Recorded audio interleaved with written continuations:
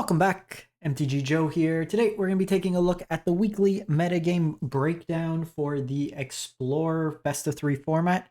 I'm still catching up on some content between COVID and then my PC breaking like the next day. It's been a really rough 2 weeks for content, so I appreciate those bearing with me as I try to get the schedule back in order. We'll try to get back to Best of 1, Best of 3 for every format once a week and cover it from that regard. So most notable, we had a large tournament for Explore, or Pioneer, really, the regional championship in the US. So we saw Rakdos Tree win it. There was a lot of kind of innovation that came out. It was the first look at Duskmourn in a larger setting. So that'll influence some of the decks we see today. So we're going to be looking at the data from UntapedGG, companion tool that runs alongside Arena's client, aggregates user win rates, gives a whole bunch of cool stats, tracks your own win rates, collection, has draft in-game overlay content. So if you want to get started with Untap, link is in the video description. I'll paste and timestamp all these deck lists as well, so you can lift and shift to your Arena client and play all those filthy, dirty net decks to your heart's content. We'll start off with popularity of the day as always, so kind of look at the play rate of decks, and then we'll look at a selection of win rates and decks across. So we will jump into it. Down in Mythic rank, we're going to look at for the day the Enigmatic deck, 5-color Enigmatic. Sometimes you'll see a 4-color, but for the most part, it's the enchantment deck, now leveraging all the overlords. Still can't shake this COVID cough. Rakdos aggro is about 6.3%. We have Izzet Phoenix, 6%, Azorius Control, and then we have Jun's Sacrifice kind of falling off. Jun's been a little rough, all things considered. So we will kind of look at the decks, we look at play rates, we do see the Enigmatic being kind of head over tails highest relative to everything else that we're seeing in the format. So looking at the last week, the 10th through the 17th of October, 69 nice 100 games played. And we will jump right into it. Mono Black Demons. Yes, the kind of janky combos are starting to be a little bit more consistent. So this is Splinter Twin at home, 83% win rate. So how it works, Bloodletter of Aclazots, if your opponent would lose life this turn, they lose twice that much. So it kind of doubles the amount of damage from life loss. Unstoppable Slasher, when it deals damage, they lose half their life. And then with the Bloodletter, basically one-shot kills them. You also have Unholy Annex, Ritual Chamber. So if you have a demon in play, which happens to be your Bloodletter, Archfiend, instead of you losing 2 life when you draw a card, they lose 2 life, you gain 2 life. With the Bloodletter, they lose 4 life. So it's a pretty sweet engine here. Some of the lists from the RC were splashing green for Return to Nature. This one's opting to go straight mono black with a bunch of utility lines. The rest of the deck is just like a mono black mid-range-ish shell. Edicts, Heartless Axe, Go for the Throats, lot of hand hates, 6 pieces of discard, bunch of cheap removal, some bank busters for card advantage. Mutavaults, which also happen to be demons, which work nicely with the Unholy Annex. Field of Ruins, Castles, Sunken Citadel helps enable these for cheaper. Fountain Port, Hive, kind of all mixed into there.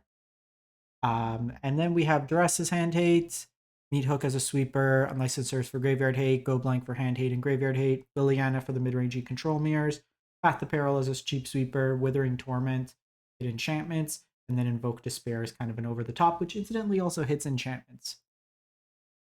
We then go to the Enigmatic Incarnation decks, 73%, 30 games. So with these 5-color decks, there's a lot of kind of configuration differences you can go. There was like a Sultai variant that was playing the Black Overlord that would self-mill, and then you had like a toolbox, but the core of the deck built around Enigmatic Incarnation.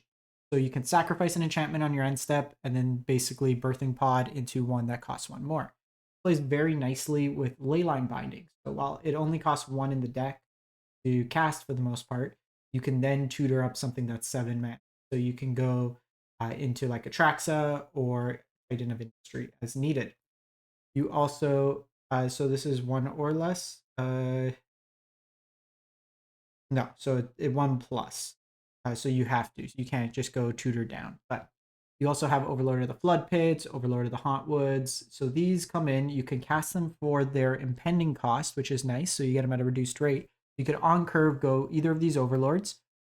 Enigmatic then casts into Noxious Gearhawk, Overlord of the Boiler Bridges, Sanctuary Warden, or Croxon Kurnos, which then allows you to kind of reanimate those effects as well, which is nice kind of just synergy with the deck. Zur can animate any of your enchantments, including your impending overlords. It lets them attack right away. Larb lets you pay stuff off the top of your library, which is nice.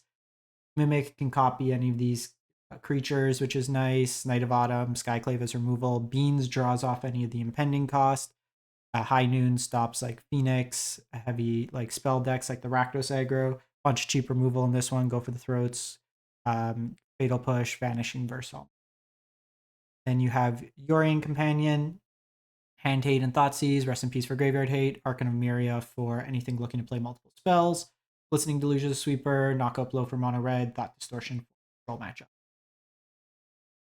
The little mouse, the little rat actually is back. Mardu Greasefang, 70%. So this one here, we have the Overlord of the Balemark, which helps you self-mill to help you find the Greasefang. With Greasefang, you reanimate Sky Sovereign or Parhelion. You have Fable the Mirror Breaker that lets you draw discard. Proxen here, you have another draw discard enabler and Fear of Missing Out, where you can also potentially get double attack triggers from Parhelion or Skyclave, which is kind of sweet. And then you have Fable, basically the Rakdos shell that's flashing white for the Greasefang. Kind of like your Rakdos mid, and then some assembly required for your combo piece. Hand Hate and Duress to supplement the Thoughtseize, Portable Holes, cheap removal. Exercise deals with all kind of hate pieces as well as big things. Banker Buster for card advantage, Unlicensed Hearse for graveyard hate. So this version here, you can kind of play just a fair mid-range game. It's not all in, like the Abzan versions, other than the Chariot, tend to be a little bit more all in, that you'll sometimes see Sheoldred in the side, the 3-mana Merfolk that explores. There's a couple different ways to pivot. This one's still kind of essentially relying on the combo, but you can even just shift out of like the top end, play Bankbusters, Duresses, just play like Mardu midrange, or even just Rakdos midrange post board. Speaking of Rakdos midrange, 69%. So this version here, you got the Archfiend, full Sheoldred. You have the Annex. So this is just using value Annex as a card draw engine, Demon as a win condition. A lot of cheap removal between Fatal Push, Torch the Tower, Harvester, Bitter Triumph, Edict, Bone Crusher Giants making a return as a more cheap interaction. The Hand Hates, Fable. This has been kind of tried true strategy. Seen a couple of the Verges seeing play in the deck. Graveyard Hate, Hand Hate, more cheap removal, mono green, or kind of anything playing a lot of spells to tax them. Graveyard Hate, the Untimely Malfunction. This is an interesting one. It can be used for artifacts and redeploy where a spell is being targeted. I think it might just be better off as a braid, but I haven't really seen this card in action at all, so I don't have strong feelings either way. Go Blank for Hand Hate, Hidetsugu for like stack decks, low to the ground decks, stuff of that nature. Mulligan's Command, just a flexible card. The discard could be removal, could be artifact hate, can be rebuying of creatures, cover up as sweepers, and then invoke for Golgari Roots, deck we haven't seen too much of, actually, 67%. So Balemark is seeing play just to kind of feed all these graveyard strategies. Built around the Agatha Soul Cauldron, you assemble kind of a Voltron creature of a whole bunch of different abilities. With Tyvar, it allows you to activate abilities right away, so things like Priest of Forgotten God gets haste. The Insidious Roost tokens can tap for mana right away, so it lets you kind of storm off in a way, kind of churning through your deck. And then Insidious Roots makes a bunch of tokens, gets a bunch of power, and you can off from there. Various removal options, artifact enchantment hates, like temporary lockdown, stuff like that. Pick your poison, similar case, artifact enchantment hate, as well as big flyers. You have Thoughtseize in here for hand hate, Dampening Sphere for storm, and then, or mono green, Knight of Dusk Legion for, I guess, life gain, and then Drag to Roots as a cheap removal spell. Fairly easy to turn on Delirium in this deck, so basically 2 mana, destroy target non-land permanent. We then go to a cool one, 4-color Legends. So we've had like Slogurk combos in the past in Standard. This one here is built around Rona, Relic of Legends, Gwenna, Acererak. So they jokingly call it the ass crack combo. But how it works, This just keeps coming into play over and over again, and you drain your opponent out because it keeps bouncing to hand. With Rona and Relic, it taps and taps, so you could generate mana. With Honest Retstein, it could lower its cost, so it kind of pays for itself for free potentially. Like, because this comes into play, so this would cost 2 mana. This comes into play, Rona and taps. You tap Rona for mana, you tap the Acererak for mana before it gets bounced back to your hand, so that nets 2 mana, it goes back to hand.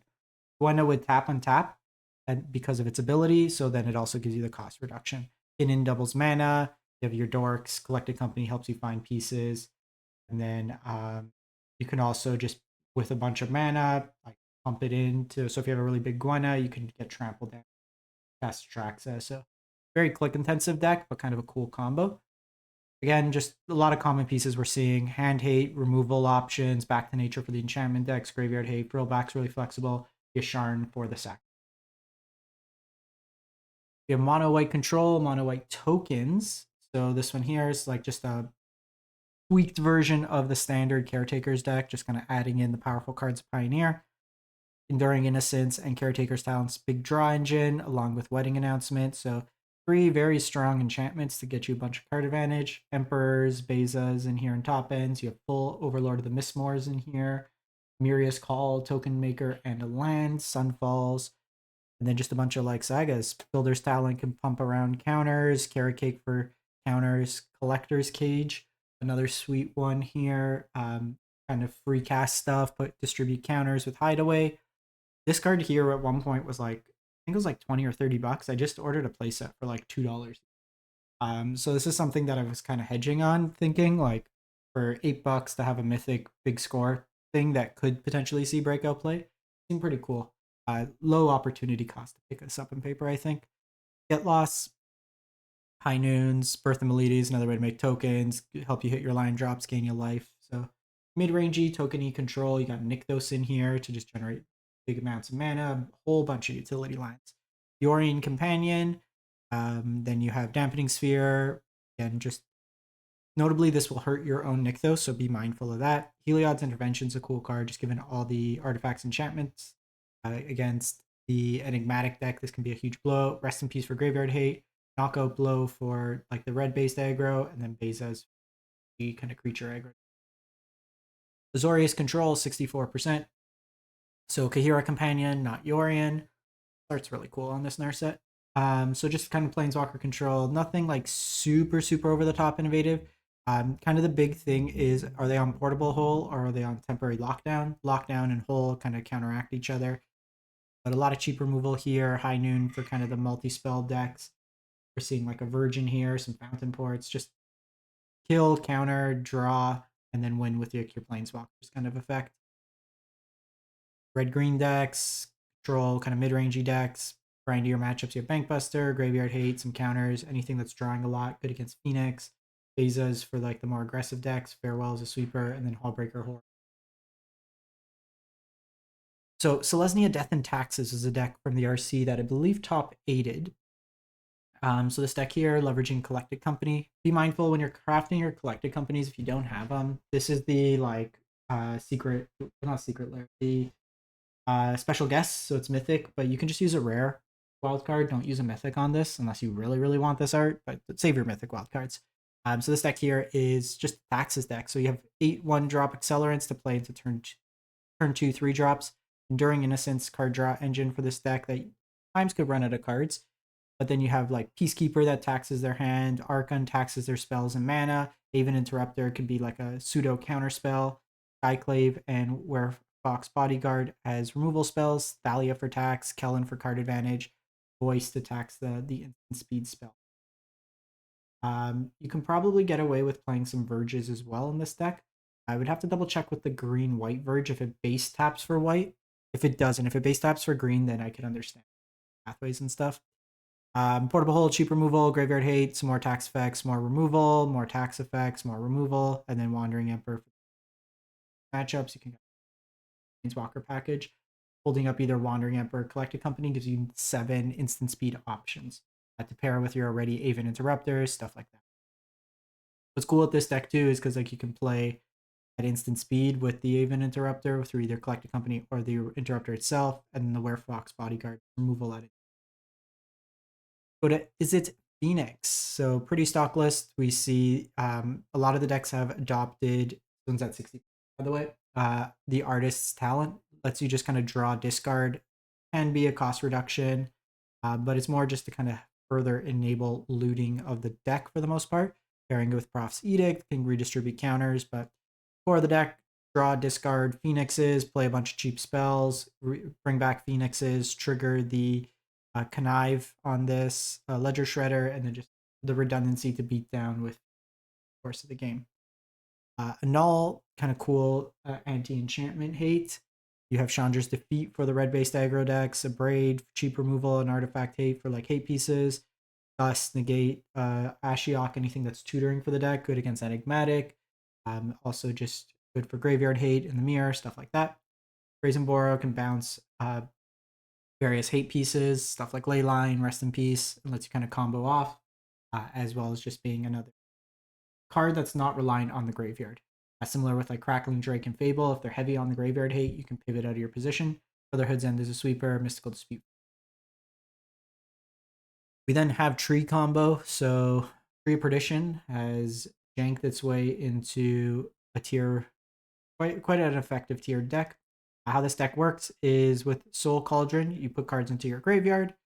So you have things like Fable, you have things like Fear of Missing Out, and the blood tokens. You have the tree in your graveyard, you make a creature get its ability. So you can do something like Blood Tithe Harvester, or just anything where it exchanges its toughness with your opponent's life.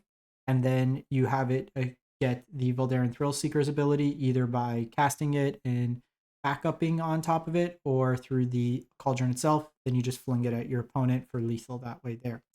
Marvin's kind of a Exodia of all abilities, which is kind of cool. So then you can just copy and then have Marvin also act.